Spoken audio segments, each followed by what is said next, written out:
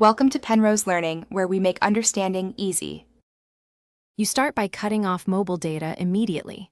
Open Settings, tap Cellular Mobile Data, scroll to the app, and switch its cellular toggle off. You do this because iOS lets you block only cellular per app. It's quick and reliable. Once done, the app can no longer use your carrier data, but it will still access the internet over Wi-Fi unless you take the next step to block Wi-Fi access. Next, you enforce a Wi-Fi restriction via screen time. Go to Settings, right arrow Screen Time, right arrow App Limits, and add a limit for that one app. Choose the app, set the limit to 1 minute, then turn on Block at End of Limit. You do this because Screen Time blocks app usage regardless of connection once the daily limit is reached, effectively stopping Wi-Fi access.